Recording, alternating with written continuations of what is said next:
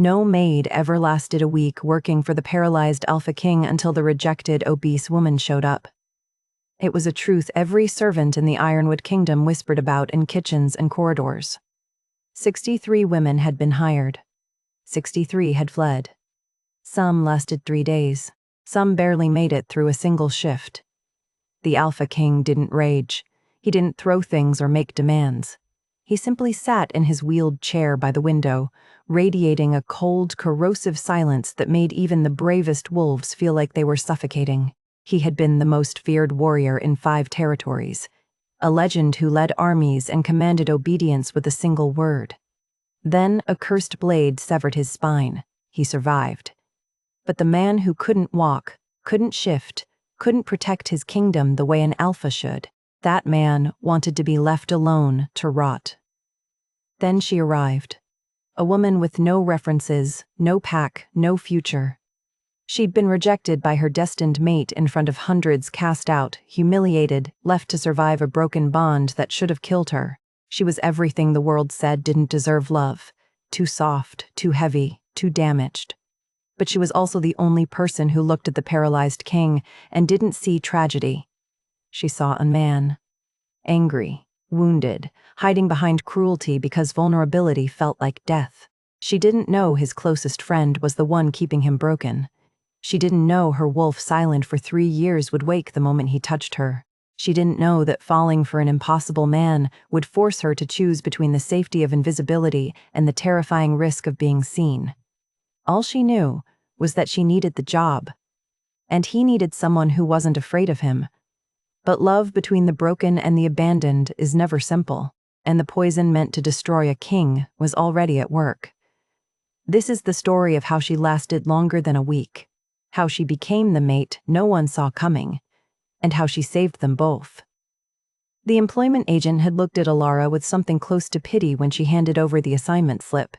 "It's all I've got," the woman had said, her voice flat with exhaustion. "No one else will take it." Alara had folded the paper without reading it. She didn't care where the job was or what it paid. She needed a place to sleep and enough coin to eat. That was all that mattered anymore.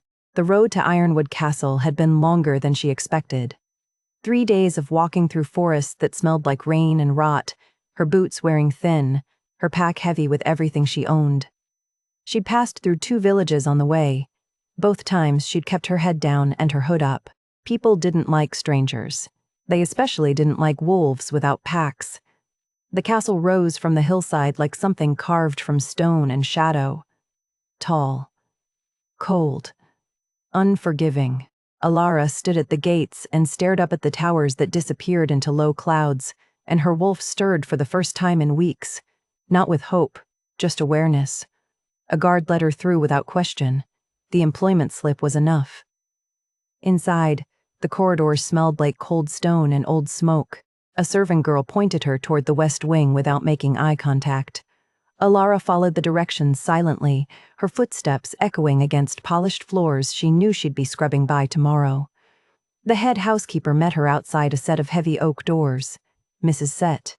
Garrett was a thin woman with graying hair pulled tight and eyes that had seen too many things go wrong. She looked Alara up and down, cataloging her size, her worn uniform, the way her sleeves didn't quite reach her wrists and sighed. "You're the one they sent?" "Yes, ma'am." Garrett's mouth thinned. "Did they tell you about the position?" "Housekeeping. The king's chambers." "Did they tell you about the king?" Alara met her gaze. "No, ma'am." The older woman was quiet for a long moment.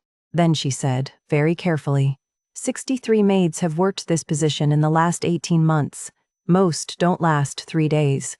The longest made it to 5. Alara waited. "He's not violent," Mrs. Garrett continued. "He doesn't shout or throw things. But he's impossible. Cold. He'll look at you like you're less than dirt. And he won't say a word to make you feel otherwise. Most girls quit before the end of their first week. Some leave in tears. Some just leave." "I won't leave," Alara said quietly. Mrs. Garrett looked at her like she didn't believe it, like she'd heard that promise 63 times before. "We'll see. Your quarters are in the servants' wing. Meals are in the kitchen. You start now." She pushed open the heavy doors without knocking. The room beyond was vast and dim. Heavy curtains blocked most of the daylight, leaving only thin slices of gray morning filtering through the gaps. The air smelled like old books and smoke from a fire that had burned low hours ago. Everything was neat, orderly, untouched, and by the window, silhouetted against the pale light, sat a man in a wheeled chair.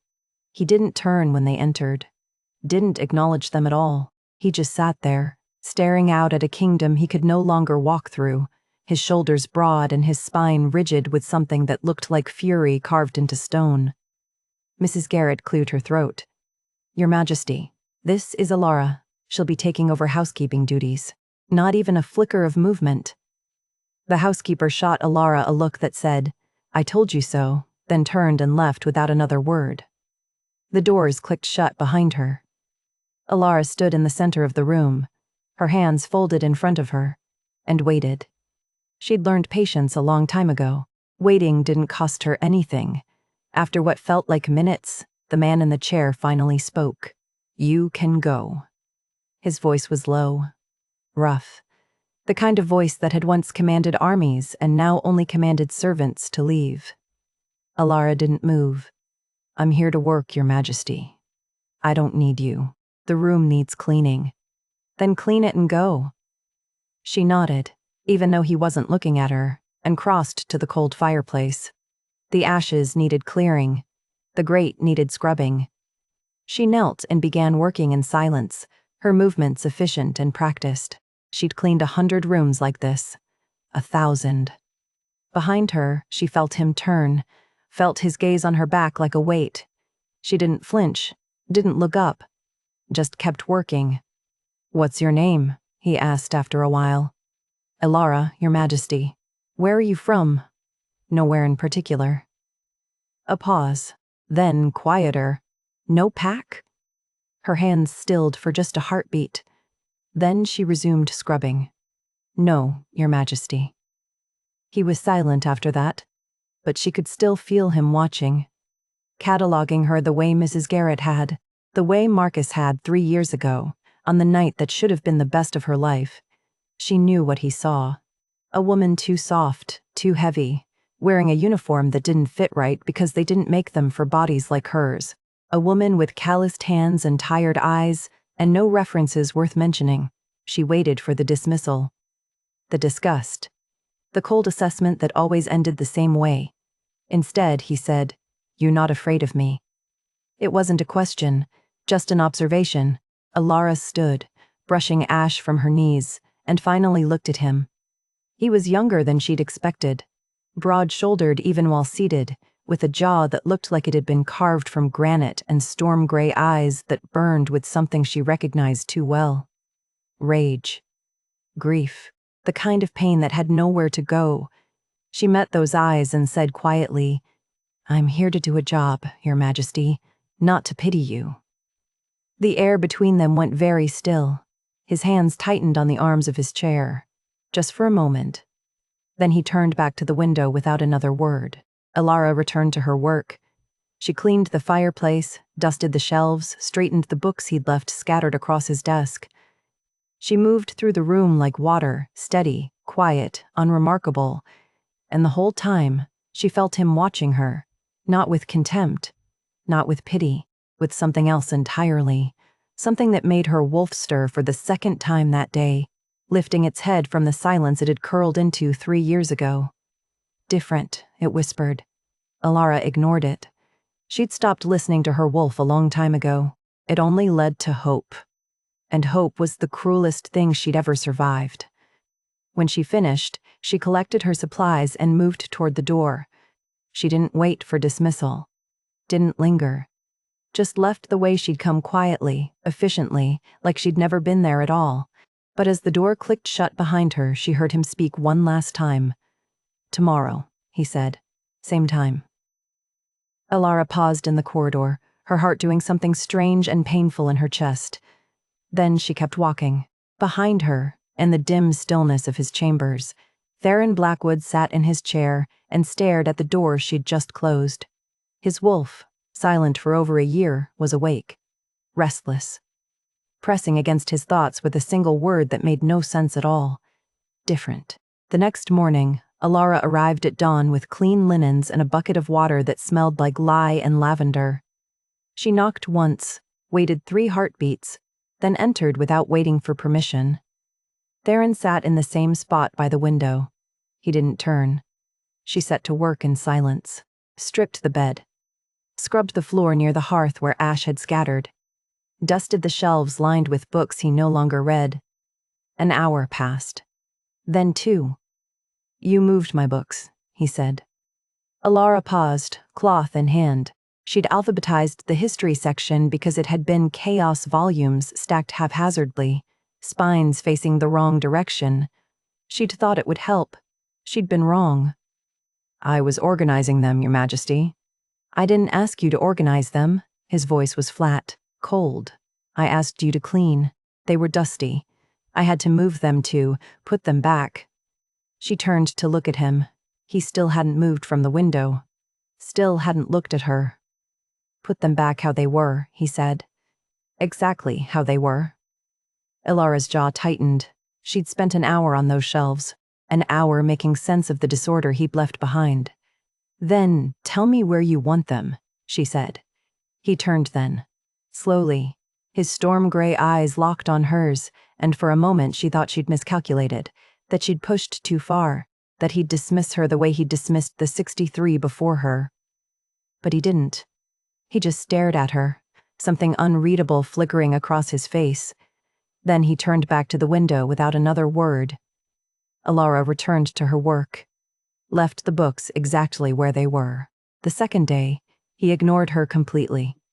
Sat in his chair and brooded in silence while she scrubbed and swept and tried not to feel the weight of his presence like a hand pressed against her spine. The third day, she brought him tea. Set it on the table beside his chair without comment. He didn't touch it. By the 4th day, Alara had learned his patterns. He woke before dawn, dressed himself slowly, painfully, without asking for help. He sat by the window until noon, staring at nothing. Sometimes he read. Mostly he just sat. She worked around him like water around stone, steady, quiet, unremarkable. And she started to notice things. The way his hands gripped the armrests of his chair when he thought no one was looking. Knuckles white, muscles straining. As if he could will his legs to obey through sheer force of rage. The way his jaw clenched when footsteps passed in the corridor outside. When voices drifted up from the courtyard below. Reminders of a world he could no longer move through the way he once had. The way he never asked for anything. Not help, not company, not even acknowledgement. He'd built a fortress of silence around himself, and he expected everyone who entered to either break against it or flee. Alara did neither. On the 5th day, she arrived to find him awake and dressed, sitting at his desk instead of the window. A small victory she didn't comment on. She moved through her routine, changed the linens, built up the fire, opened the curtains to let in pale morning light. "Why do you eat standing up?" he asked. Alara froze, bucket in hand. She'd thought he wasn't paying attention. She'd been careful, slipping into the servants' corridor during meals, eating quickly in corners where no one would notice. "I don't know what you mean, Your Majesty. I've seen you. In the hall outside. You stand in the corner with your plate and eat like you're waiting to be told to leave." Heat crawled up her neck. "It's faster that way. Faster than sitting." She didn't answer. Couldn't. Because the truth was she didn't sit in communal spaces anymore. Didn't take up room at tables where other servants gathered. She'd learned a long time ago that being invisible was safer than being seen. Theron watched her for a long moment. Then he said, quieter, "You flinch when doors slam." Her fingers tightened on the bucket handle. "I don't. You do. Every time. Like you're expecting something to come through and find you." Alara forced herself to meet his eyes. Forced herself not to look away even though every instinct screamed at her to run. "I'll be more careful," she said. "That's not what I—" He stopped. Exhaled. "Never mind." She went back to work. Poured fresh water into the basin, scrubbed the windowsill where rain had left streaks. Behind her, she heard the faint sound of leather creaking. The chair. He was gripping it again. She glanced over her shoulder, watched the way his shoulders tensed, the way his gaze fixed on his legs like he could burn through the paralysis with nothing but willpower. He was trying to move, trying to make his body obey. It wouldn't. Alara looked away, gave him the privacy of his failure. By the 6th day, the silence between them felt less hostile and more like a truce. They coexisted, two broken things occupying the same space without demanding anything from each other. On the 7th day, Theron spoke without prompting. "The council wants me to abdicate." Alara paused mid-sweep. "Your Majesty? They haven't said it outright, but I can hear it in the way they talk to me, like I'm already gone." He laughed, bitter and sharp. "A king who can't walk, can't shift, can't protect his kingdom. What good is he?" She didn't know what to say, didn't know if he wanted an answer or just needed to speak the words aloud. "You're still here," she said finally. "Am I?" She met his gaze, held it. "You're breathing. That counts for something." His expression shifted. Something raw and unguarded flickered across his face before he locked it away again. "You're an optimist," he said.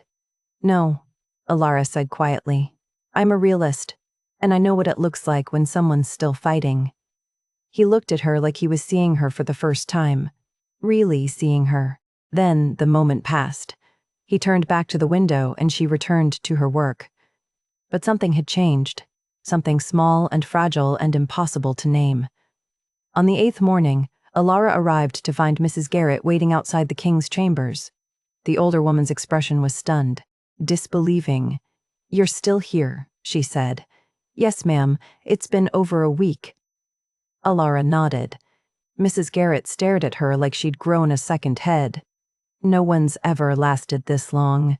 How are you? What are you doing differently?" "Nothing," Alara said. "I'm just doing my job." The housekeeper shook her head slowly. "Well, keep doing it then, whatever it is." She left, muttering to herself about miracles and impossibilities. Alara knocked and entered the king's chambers. Theron was at the window again, but this time he turned when she came in. "8 days, he said. "Your Majesty." "You've been here 8 days." "Yes." He watched her cross the room, set down her supplies, begin her routine. His gaze followed her movements with an intensity that made her skin feel too warm. "Why?" he asked. "Why what? Why are you still here?" "The others left. They always leave." Alara paused, considered her answer carefully. "Maybe I'm not like the others." "No," he said quietly. "You're not." His wolf stirred behind his eyes. "Restless. Watchful. Strong," it whispered, and for the first time since the paralysis had stolen everything from him, Theron Blackwood realized he'd stopped counting the days until she'd quit. The storm arrived on the 9th evening, rolling in from the mountains with thunder that shook the castle stones. Alara had finished her duties early and was bringing fresh linens to the king's chambers when she heard the sound. Not thunder, something else. A crash. Heavy. Final.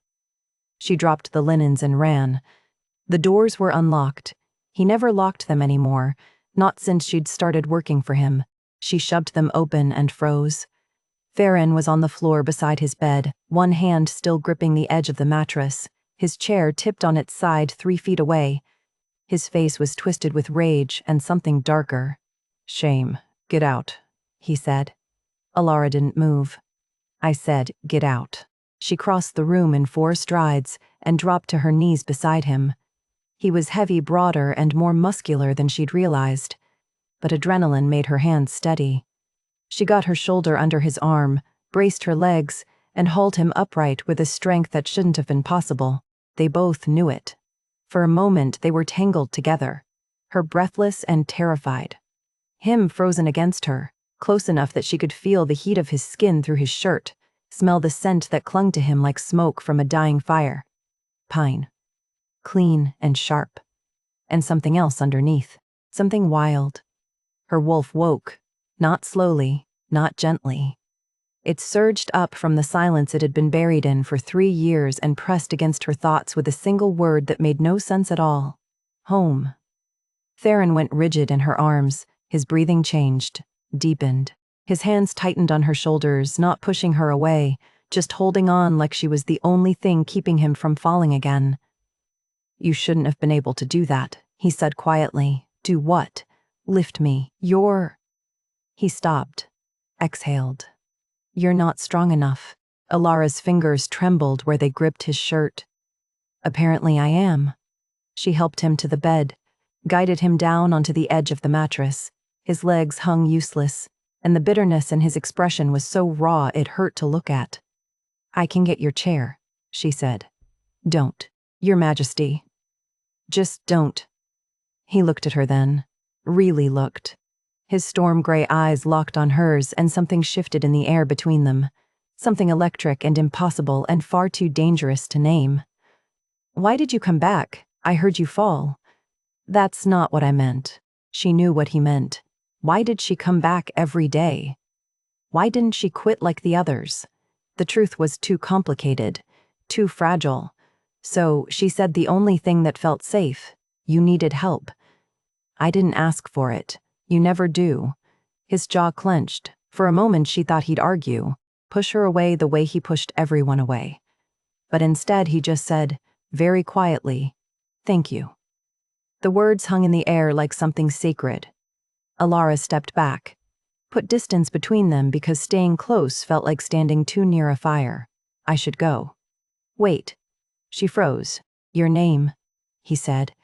"It's Alara, but I don't know anything else about you."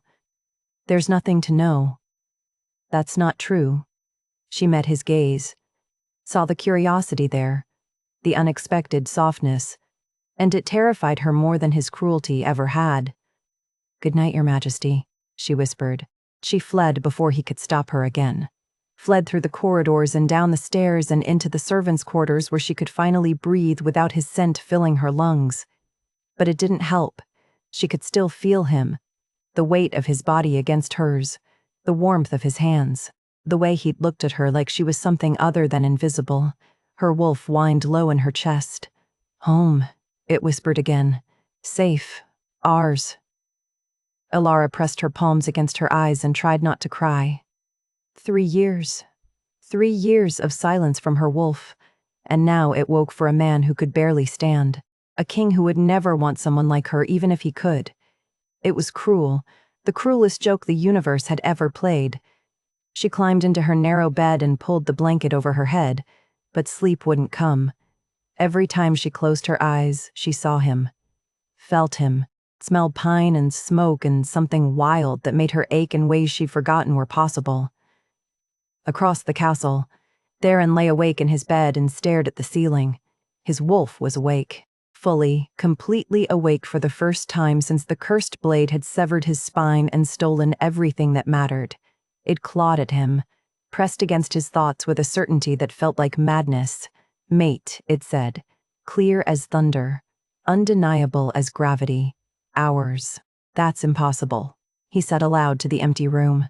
His wolf didn't care.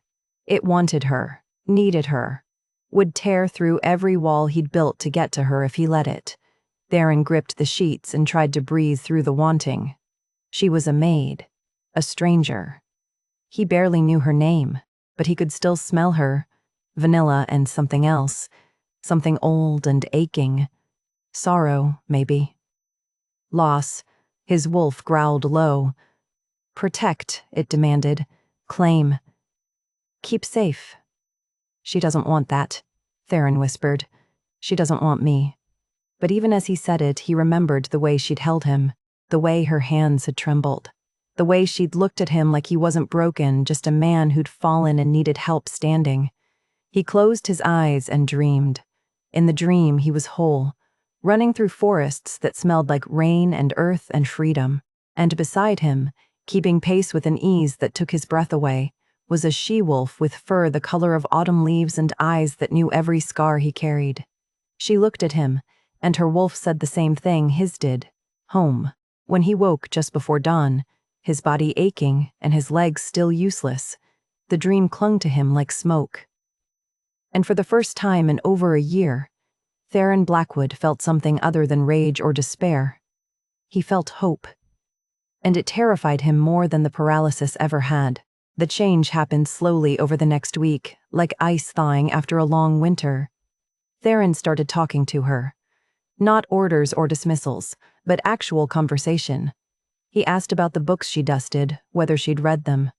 He commented on the weather. He even made a joke once dry and bitter, but still a joke. Alara answered carefully. Gave him honesty without giving him too much. On the fourth evening after the fall, he asked her to stay. "My eyes tire easily," he said, gesturing to the book on his desk. "Would you read to me?" Alara's hands stilled on the linens she was folding.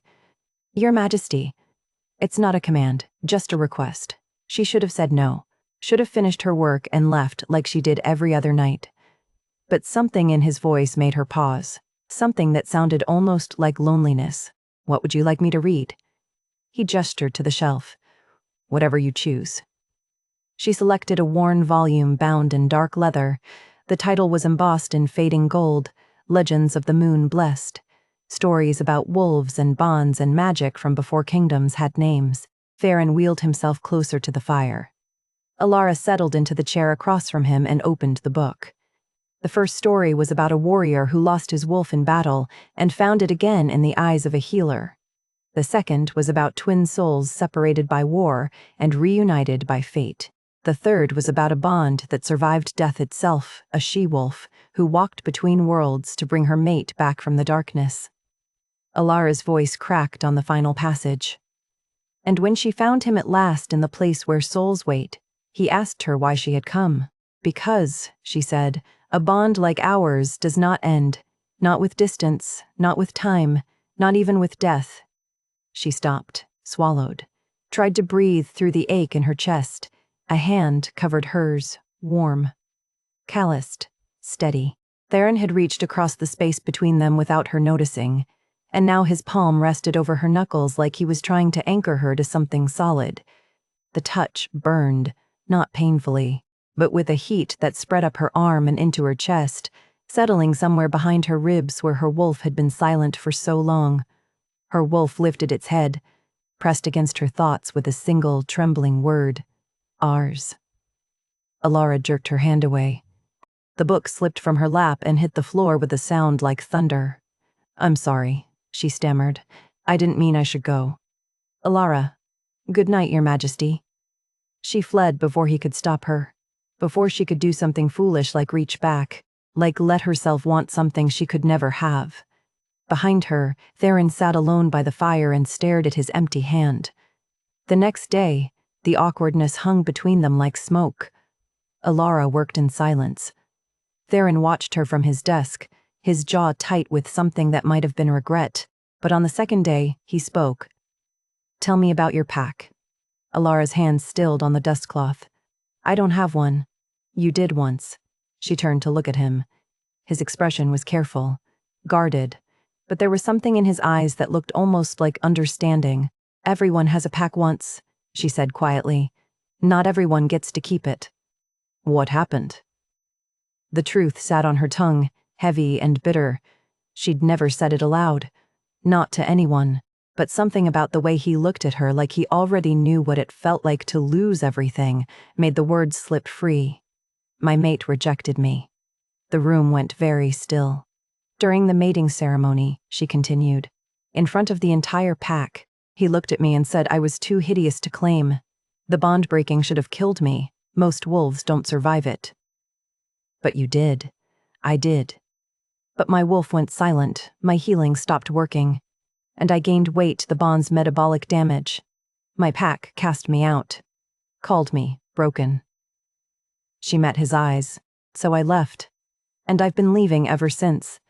Theron's knuckles were white where they gripped his chair. "What was his name?" "It doesn't matter. It matters to me." "Why?" "Because if I ever meet him, I want to know whose throat to tear out." The words were said so quietly, so matter-of-factly, that it took Alara a moment to process them. When she did, something cracked open in her chest. "You can't even stand," she whispered. "No. But I used to be able to, and the things I would do to him for hurting you." He stopped, exhaled. "I'm sorry." That's not appropriate. No, Alara said. It's kind. Over the following days, the conversations deepened.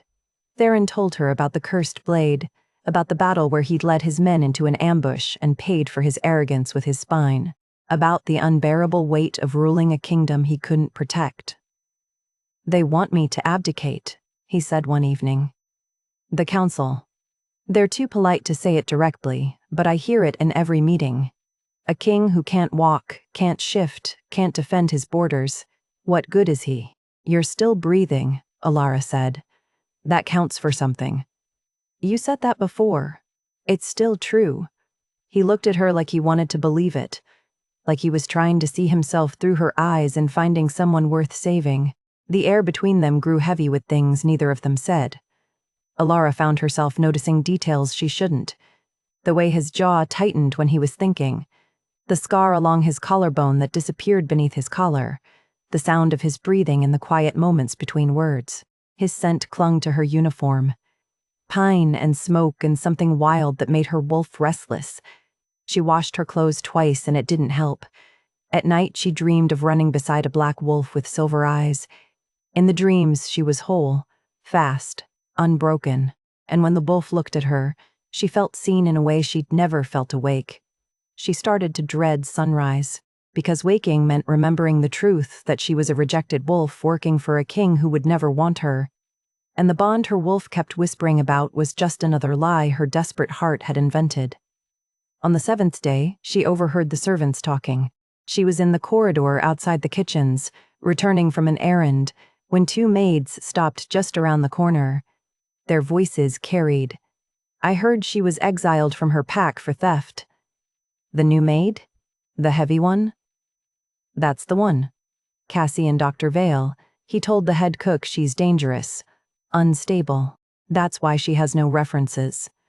And the king keeps her anyway? He's not thinking clearly. Haven't you noticed? He's getting worse, weaker. The physician says it's the strain of everything, but I think it's her. She's after his money. Or worse. My cousin works in the Crescent Moon Pack, and she said they cast out a wolf 3 years ago for stealing from the Alpha's stores. Heavy girl, brown hair. It has to be the same one. Alara stood frozen in the corridor, the words sinking into her like knives. Her wolf whimpered. A small, broken sound. Not true, it whispered. Not true. But it didn't matter if it was true.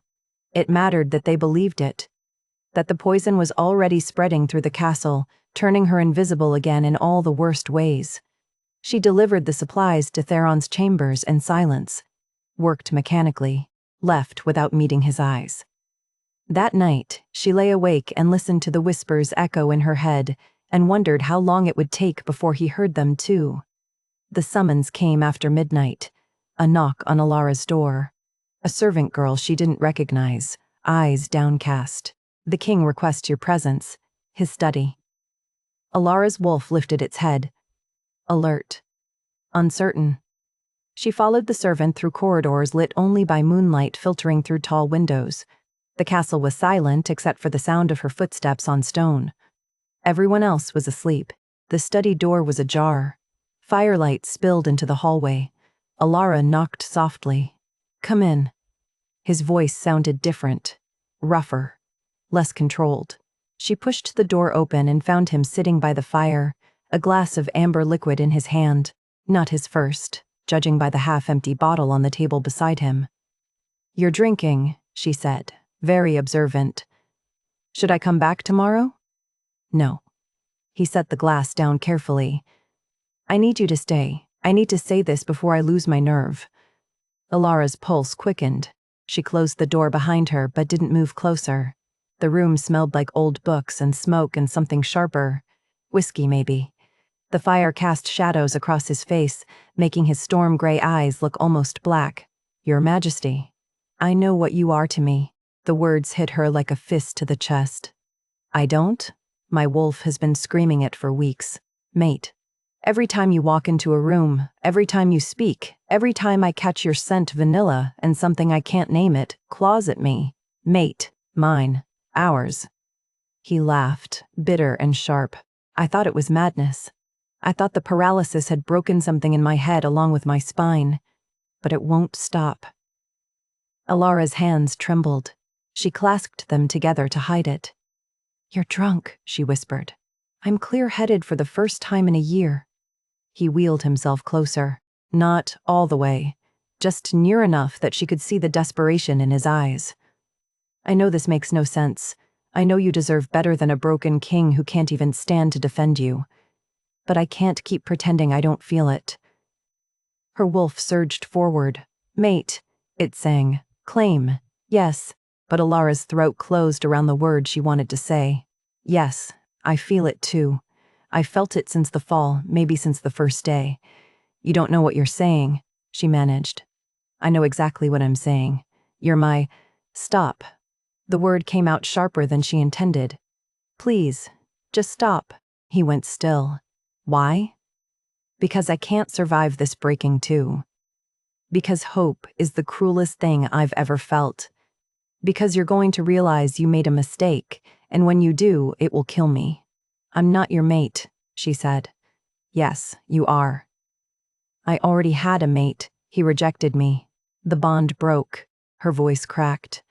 Wolves don't get second chances. The universe doesn't work that way. Maybe it does. It doesn't. She took a step back.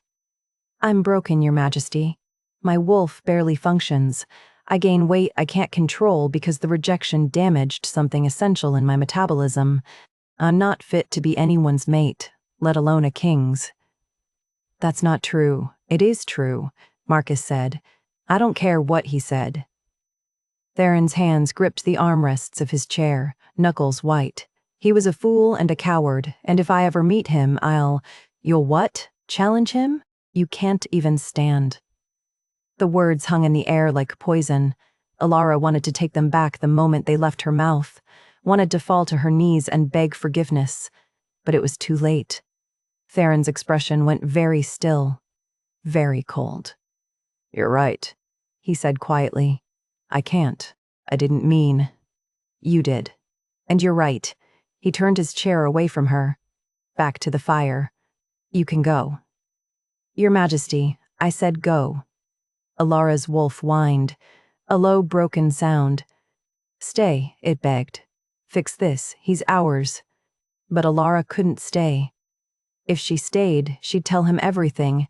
She'd tell him that her wolf woke for him, that she dreamed about him every night, that his scent made her ache in ways she'd forgotten were possible.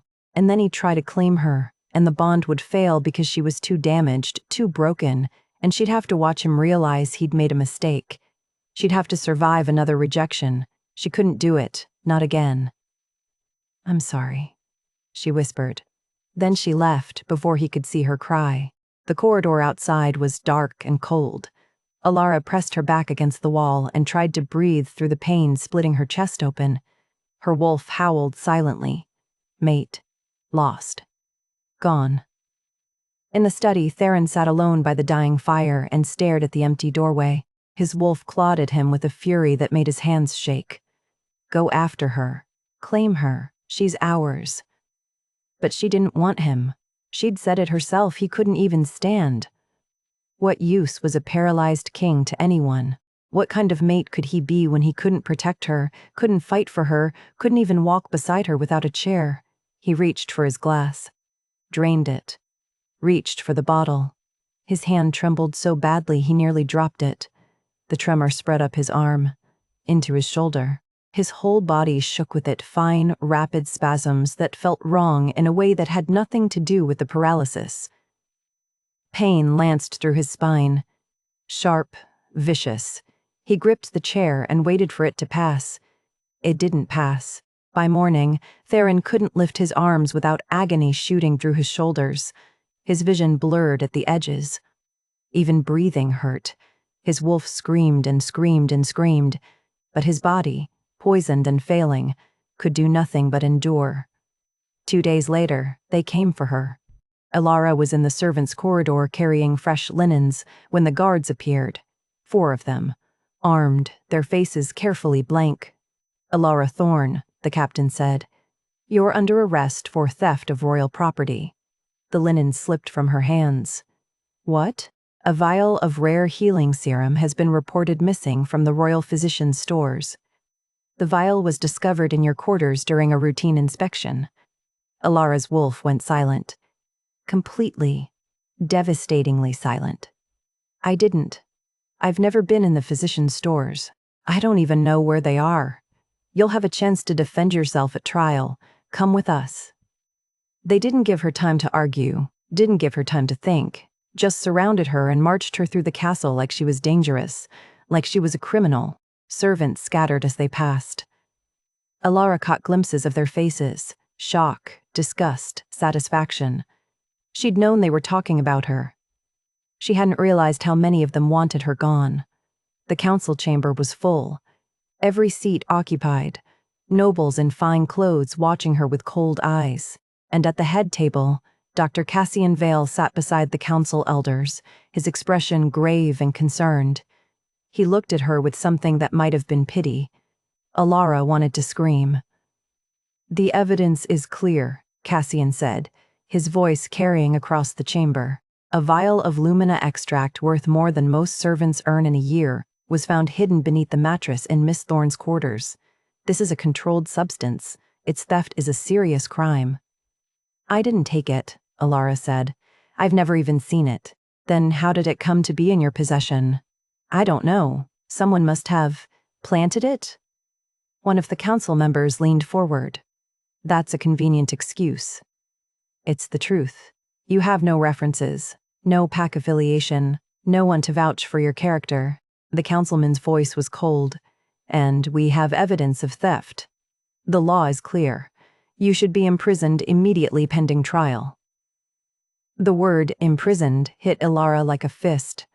Dungeons, darkness, just like when her pack cast her out, locked away until they were sure the rejection bond wouldn't kill her, then exiled the moment she could walk. Her vision blurred at the edges. Then a voice cut through the chamber like steel. "No." Everyone turned. Theron sat at the far end of the room in his wheeled chair. Alara hadn't even seen him come in. He looked terrible, pale, trembling slightly, his jaw clenched against pain. But his eyes burned with something fierce and unyielding. "Your Majesty," the council elder said carefully, "the evidence. I don't care about the evidence. She's not going to the dungeons. The law requires. I am invoking my right as Alpha to personally oversee her confinement." Theron's voice carried the weight of absolute authority. "She will be held in a guest suite, not the dungeons, and the trial will be conducted with full transparency. If anyone objects, they can challenge my authority directly." No one spoke. Theron's gaze swept the room, daring anyone to argue. When the silence stretched too long, he turned to the guards. "Take her to the East Wing, 3rd floor. Post guards outside the door. No one enters without my permission." "Your Majesty," Cassian started. "Did I stutter, Dr. Vale?" Cassian's expression flickered, just for a moment. Then he nodded and sat back. The guards led Alara out. She didn't resist, didn't fight, just let them guide her through the corridors while her mind tried to process what was happening. Someone had framed her. Someone wanted her gone badly enough to plant evidence. And Theron had just saved her from the dungeons despite barely being able to hold himself upright. Why? The guest suite was nicer than anywhere she'd ever slept. Soft bed, clean windows, a fireplace already lit. But the door locked from the outside, and she could hear guards taking position in the hallway. A prison was still a prison, no matter how nice the furniture. Alara sat on the edge of the bed and stared at her hands. They were shaking. This was it. The thing she'd been waiting for since the day she arrived. The moment when the universe reminded her that someone like her didn't get happy endings. She should have known better than to hope. Her wolf whimpered, a small, broken sound. "Mate," it whispered. "Need mate." But their mate was a king who could barely stand, and she was a thief, or would be, once the trial convicted her. Because who would believe her word over physical evidence? Who would defend a rejected wolf with no pack and no proof? The hours passed. Alara didn't move, didn't eat when they brought her food, just sat and watched the light fade from the windows until darkness swallowed the room. She'd survived rejection. She'd survived exile. She'd survived 3 years of invisibility. But this being accused of betraying the one person who'd treated her with kindness, this might finally break her. Outside the door, she heard movement. Wheels on stone. A low voice speaking to the guards. Then the lock clicked. The door opened. Theron wheeled himself inside. He looked worse than he had in the council chamber. His face was gray with exhaustion. His hands shook where they gripped the chair, and there was a tightness around his eyes that spoke of pain he was trying to hide. He shouldn't be here. He should be resting, recovering. But he was here anyway. Your Majesty, Alara whispered. You don't have to. Yes, I do. He maneuvered his chair closer, stopped when he was near enough to see her face in the firelight. I know you didn't steal anything. How? Because my wolf would know if you lied to me, and it's telling me you're innocent. Alara's throat closed. Your wolf is wrong. No, it's not. He reached out slowly, giving her time to pull away. When she didn't, his hand covered hers.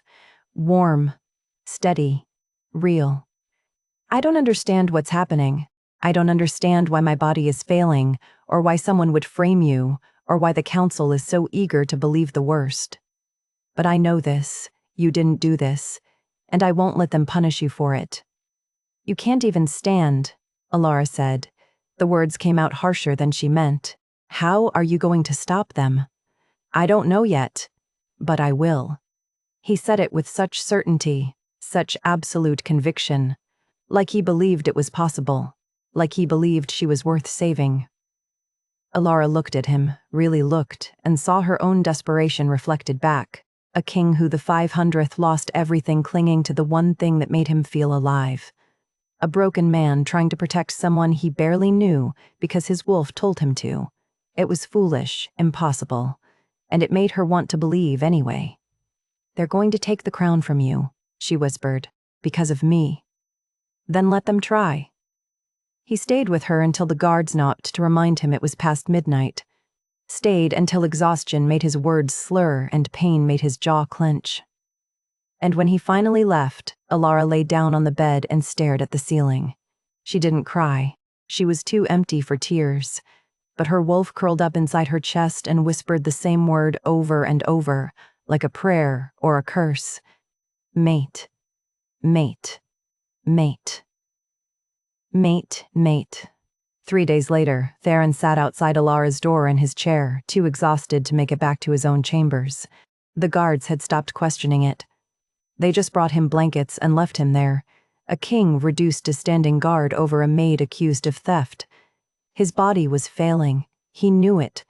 The tremors were constant now, the pain sharp enough to steal his breath. Even his wolf felt distant, muffled, like it was fading along with everything else. But he wouldn't leave. Couldn't. On the 4th night, he demanded they let him in. The guards hesitated, looked at each other, then unlocked the door. Theron wheeled himself inside and found her exactly where he feared he would, curled on the floor beside the cold fireplace, staring at nothing. She didn't look up when he entered, didn't move, just stayed curled on the cold stone floor beside the fireplace that had burned out hours ago, staring at nothing. Theron's chest tightened. He'd seen wolves break before, seen them give up. This looked the same. He wheeled himself closer, awkward on the uneven floor. His hands shook where they gripped the chair. Everything hurt his spine, his shoulders, even breathing. But none of that mattered. Not when she looked like this. Alara. Nothing. He maneuvered the chair as close as he could get, then stopped. The fireplace grate separated them, a foot of space that might as well have been a canyon. He couldn't get to her properly. Couldn't kneel beside her or gather her up the way his wolf was screaming at him to do. All he could manage was this sitting in his chair, useless, while she fell apart on the floor. I was the greatest warrior in 5 kingdoms, he said quietly. Alara's fingers twitched, the smallest movement. I led armies, won battles that should have been impossible. Men twice my size feared me. His voice roughened. And now I can't even get down there to sit beside you. Can't stand to defend you. Can't do anything except watch while they tear you apart for something you didn't do. You should go, she whispered. No, you're making it worse. They'll use this against you. I don't care. You should. She turned her head just enough to look at him. Her eyes were dry, empty. That was worse than tears. I'm not worth losing a crown over. Yes, you are. You don't even know me. I know you didn't steal anything. I know you show up every day even when I'm cruel. I know you caught me when I fell and didn't ask for anything in return. He exhaled shakily. And I know what it feels like to be judged for a body that won't cooperate.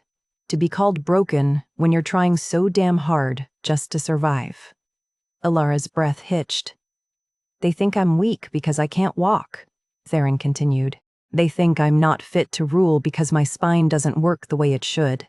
Every council meeting, I can see it in their eyes, pity and disgust and the certainty that I'm not enough anymore.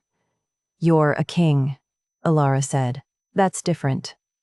Is it? You think your worth is measured by your body. So do I. He reached out, hand extended across the space between them. We're both fools. She stared at his hand. Didn't take it.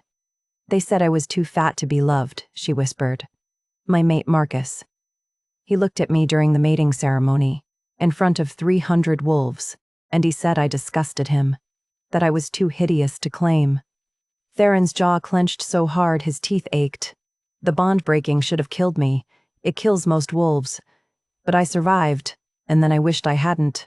Her voice cracked. Because he was right. I am disgusting. I am broken. And now I'm going to die in a dungeon for something I didn't even do, and maybe that's what I deserve. No. Yes. Because this is what happens when someone like me dares to… She stopped, swallowed. It doesn't matter. It matters to me. Theron leaned forward as far as he could without falling out of his chair. His hand was still extended, still waiting. Look at me. Slowly, Alara lifted her gaze. You are the strongest person I have ever met, Theron said, each word deliberate, absolute. You survived a rejection that should have killed you. You've spent 3 years drifting alone with no pack, no home, no one. And you're still here, still fighting, still standing up when the world keeps trying to knock you down. I'm not standing, I'm on the floor. You know what I mean. A tear slipped down her cheek. Just one. I don't feel strong. Strength isn't about feeling it. It's about surviving anyway. He kept his hand extended, kept his eyes on hers. If I could stand, if I could shift, I would challenge every single wolf who ever made you feel small. I would tear Marcus apart for what he did to you.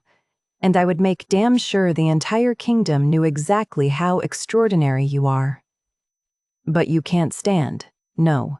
But I can do this. He stretched his hand closer. Take my hand, Alara, please. She looked at his outstretched palm. Calloused, scarred, shaking slightly with the effort of holding it there. Then she reached for him. Their fingers touched. Palm to palm, and the bond that had been hovering between them for weeks, whispering, pulling, aching, snapped into place like a thread pulled taut and knotted. The force of it stole Alara's breath. She felt it in her chest.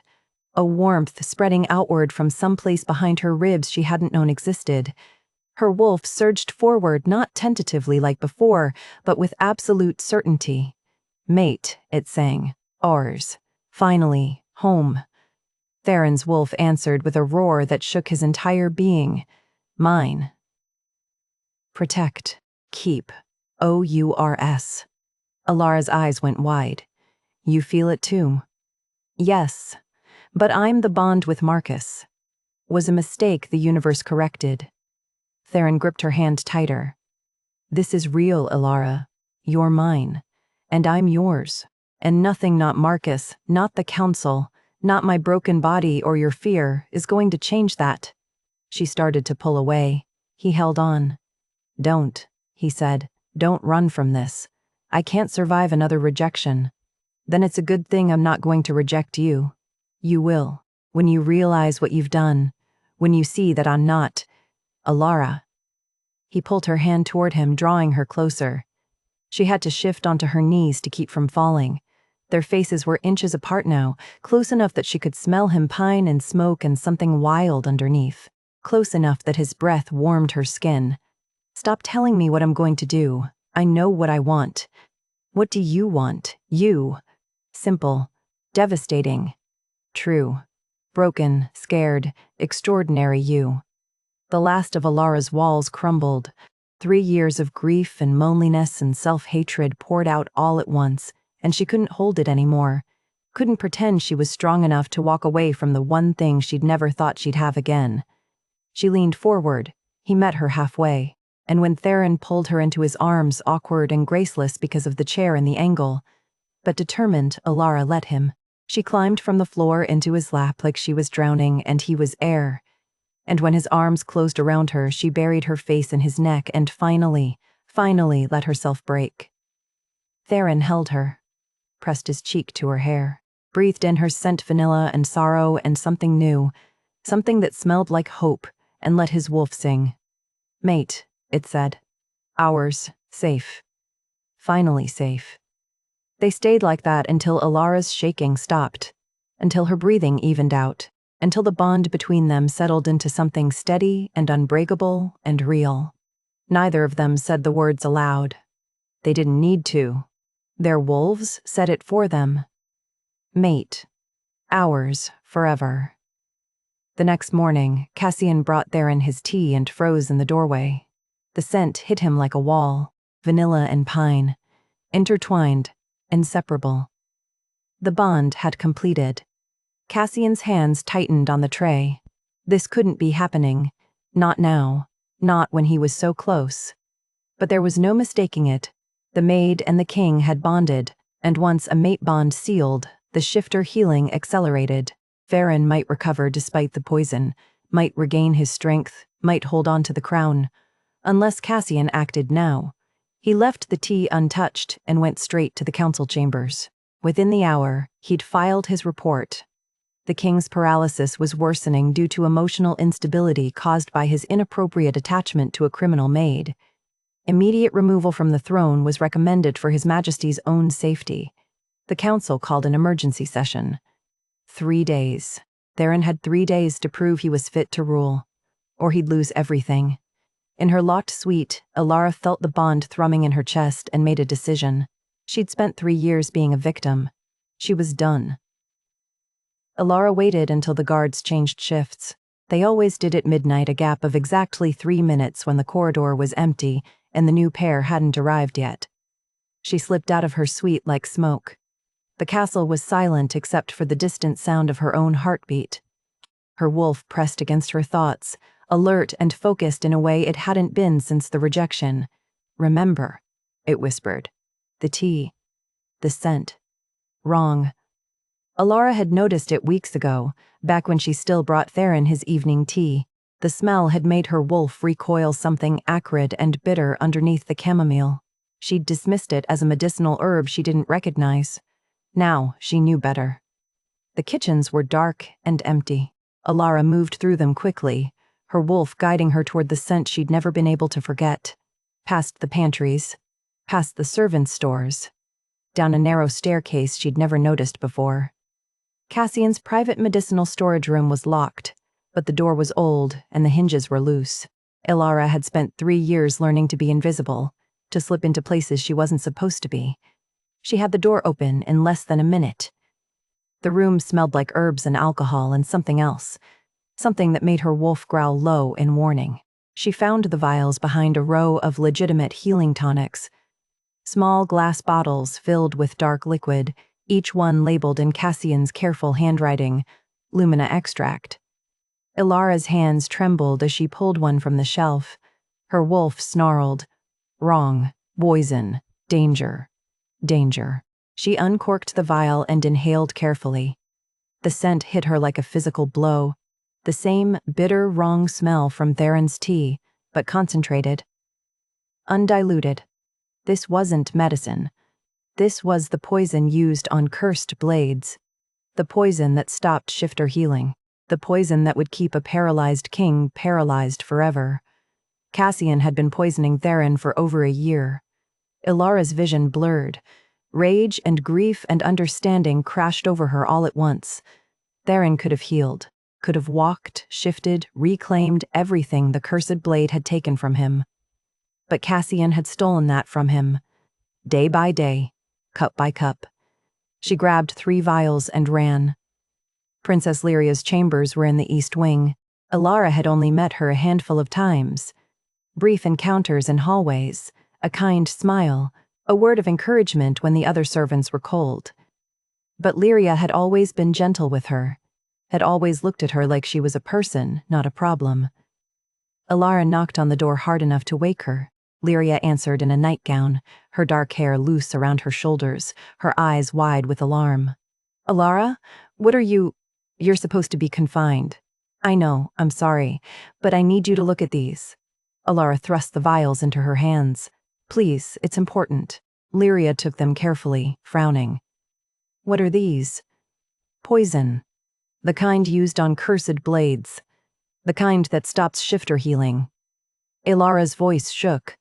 "I found them in Dr. Vale's private stores. He's been putting them in the king's tea. That's why Theron hasn't healed. That's why he's getting worse." Lyria went very still. "Cassian wouldn't— Smell them, please." Slowly, Lyria uncorked one of the vials. The moment the scent reached her, her face went pale. "Oh gods," she whispered. This can't be real." "It is. And we need to tell Theron, now." They found him in the council chamber, surrounded by advisors arguing about the upcoming vote. He looked worse than Ilara had ever seen him, gray-faced, trembling, barely able to hold himself upright in his chair. But when he saw her standing in the doorway, his entire expression changed. "Ilara, Your Majesty, I have evidence." She crossed the room with Lyria at her side, holding the vials up for everyone to see. "Dr. Vale has been poisoning you." The chamber erupted. Cassian rose from his seat, his face a perfect mask of concern. "This is absurd. The girl is desperate, fabricating accusations to save herself from trial." "Then explain these," Lyria said, her voice cutting through the chaos. She set the vials on the table in front of the council.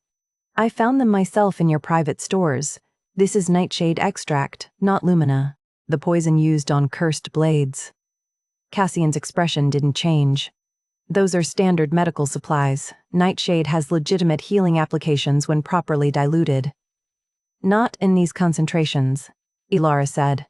She looked at Theron, and the bond between them pulled taut. "And not in your tea. Every night for over a year." Theron's hands tightened on the arms of his chair. His wolf surged forward stronger than it had been in months, fed by the mate bond, and suddenly he could scent it. The lie. The deception. The bitter wrongness clinging to Cassian like smoke. "You've been poisoning me," Theron said quietly. Cassian laughed. It sounded almost genuine. "Your Majesty, please. You're not thinking clearly. The stress of your condition, your attachment to this woman. I can smell it on you." Theron's voice dropped to a growl. "The lie, the poison, all of it." The room went silent. Cassian's mask finally cracked. "Just a fraction, just enough." "You were dying anyway," he said. "The cursed blade should have killed you. I just ensured it took its time." Lyria made a sound like she'd been struck. "Why?" Theron asked. "Because I've spent my entire life being told I'm not good enough. Common-born. Unworthy. I saved your life a dozen times, and you never even considered me for the council. But Lyria." His gaze shifted to the princess. "Lyria saw me. And when you were gone, when the crown passed to her, I would finally have what I deserved." "I trusted you," Lyria whispered. "I confided in you. I know, and I'm sorry. But this was the only way." The guards moved then, surrounding Cassian before he could run. But he didn't run. He just stood there, looking at Lyria with something that might have been genuine regret. "What about the theft?" one of the council members demanded. "The vial in the maid's quarters." "I planted it," Cassian said. "She was getting too close to him, making him stronger. The bond was interfering with the poison's effectiveness. I needed her gone. Alara felt the weight of every eye in the room turn to her. You survived a rejection bond, another council member said slowly. That's supposed to be impossible. It nearly killed me, Alara said, but my wolf refused to let go. And now you've bonded with the king. Yes. The room erupted again, some in outrage, some in shock, but Theron's voice cut through it all like a blade. Enough. Everyone fell silent. It was the Alpha command he'd lost over a year ago, returned in full force. Every wolf in the room felt it like gravity.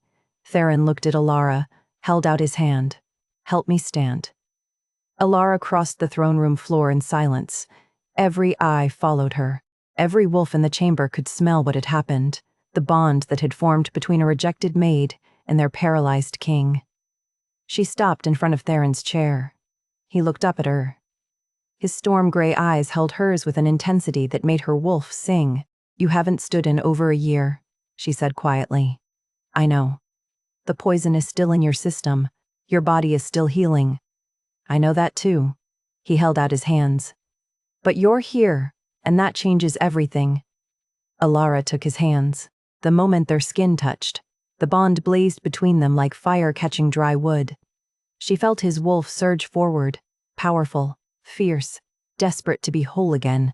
Felt his body responding to the mate bond in ways the poison had suppressed for months. Theron's fingers tightened on hers. Don't let go. I won't.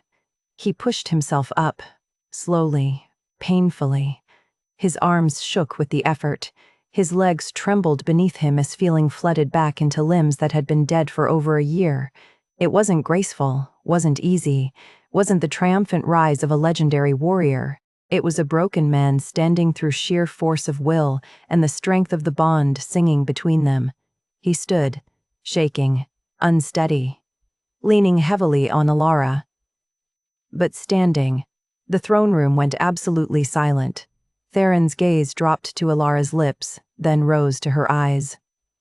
I'm going to kiss you now. In front of everyone? Yes. They'll see. Good. Let them. He cupped her face in his hands, those scarred, calloused hands she'd noticed from the first day, and kissed her, not gently, not tentatively, with the kind of desperate certainty that came from knowing you'd almost lost everything and refusing to let it slip away again. Alara's hands fisted in his shirt. She kissed him back with 3 years of loneliness and longing pouring out all at once, with the knowledge that this was real, that he wanted her, that the bond wouldn't break. The mate bond sealed between them like a knot pulled tight. Every wolf in the room felt it, a wave of power that rolled through the chamber and made the air itself feel charged. Theron broke the kiss, pressed his forehead to hers. There's one more thing. What? The claiming bite, to make the bond permanent. His voice dropped. I won't do it without your permission. Alara's wolf strained toward him. Yes, it sang.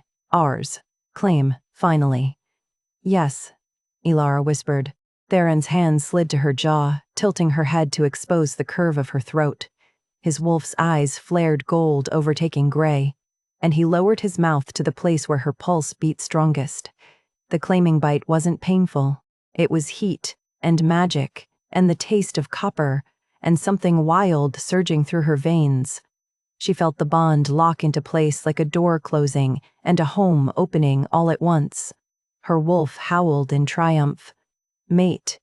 Ours. Safe. Forever. Theron pulled back. His canines were still visible, stained red. Your turn.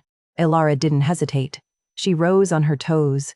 He was so much taller, even unsteady, and bit down on the curve of his throat where it met his shoulder. His wolf answered hers with a roar that shook the room. The bond flared with light. Actual, visible light that every wolf present could see. It burned between them like lightning, like the sun breaking through clouds, like magic made manifest. And then it settled. Warm, solid, unbreakable. Theron swayed. His legs gave out. Alara caught him, or tried to. They both ended up half collapsed against each other, his weight pressing her against the edge of his chair, her arms around him, both of them breathing hard. The throne room erupted. Some wolves were cheering, some were silent with shock. Some were already whispering. Theron lifted his head. His alpha voice rang out across the chamber stronger than it had been in over a year, fueled by the mate bond and the anger of a king who the 500th been betrayed. Alara Thorne is my mate, my queen. Anyone who questions her answers to me. He sat back in his chair. The standing had taken everything he had, and his legs wouldn't hold him anymore. But he pulled Alara down beside him, not behind him. Beside him.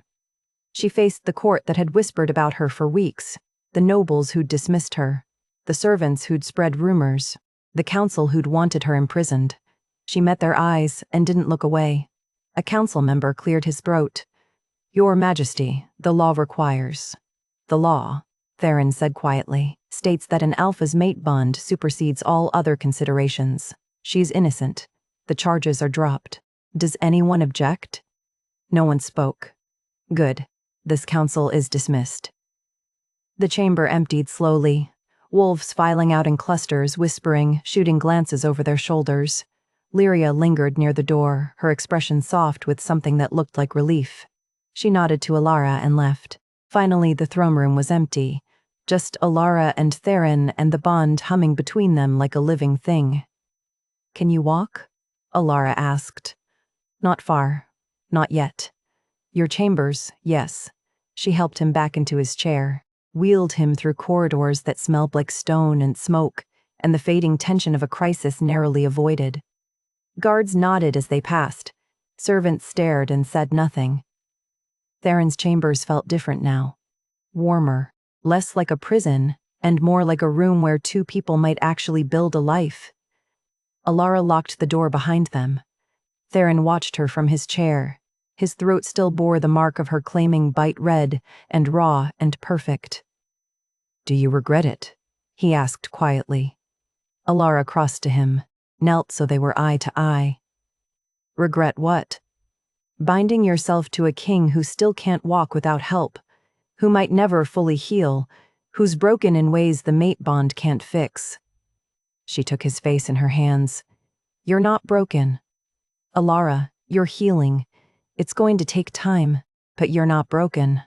She leaned forward until their noses almost touched. "And even if you were, even if you never walked again, even if the poison left scars that never fade, you're mine. And I'm yours. That's all that matters." His hands found her waist, pulled her closer. "I don't deserve you. Good thing it's not about deserving. It's about choosing. And I choose you." He kissed her again. Slower this time, without the desperate edge of claiming. Just warmth and certainty and the knowledge that they had time now. All the time in the world. When they finally pulled apart, Theron rested his forehead against hers and whispered the words he'd been too afraid to say before. "I love you." Alara smiled. "I love you too." And for the first time in 3 years, she believed it when someone said she was worth loving. 6 months later, spring came to Ironwood Castle like a promise kept. Alara stood in the gardens watching new flowers push through soil that had been frozen all winter. The air smelled like earth and growing things, and the kind of hope she'd stopped believing in years ago. She was Alpha Queen now. The title still felt strange on her tongue. Some days she woke up expecting to find herself back in a servant's quarters, waiting for someone to realize she didn't belong. But then Theron would reach for her across the bed, and the mate bond would hum between them, and she'd remember. This was real. She'd earned this. Not through birth or beauty or any of the things Marcus had said she lacked, but through surviving and choosing to trust again. The kingdom had changed under their joint rule. New laws protecting rejected wolves. Resources for those who didn't fit the traditional molds. A quiet revolution built on the understanding that strength came in forms the old council had never recognized. Theron still used his chair most days. The poison had left scars that even the mate bond couldn't fully erase. But he could walk now short distances, with her help. And his wolf was strong, whole, fierce in ways that had nothing to do with his legs. She heard the wheels on stone before she saw him, turned to find him wheeling himself down the garden path, his face lit by morning sun. "You're up early," he said. couldn't sleep. Bad dreams? No. Good ones. She crossed to him, knelt beside his chair, the way she had that first night in her locked suite when everything felt impossible. I need to tell you something. His hand found her face. What's wrong? Nothing's wrong. She took his hand and placed it on her stomach, just below her ribs where the slight curve had started to show. We're going to have a baby. Theron went very still. His eyes searched hers like he was looking for the lie, the trick, the moment when this would be taken away. Are you sure? Yes. His hand spread across her belly.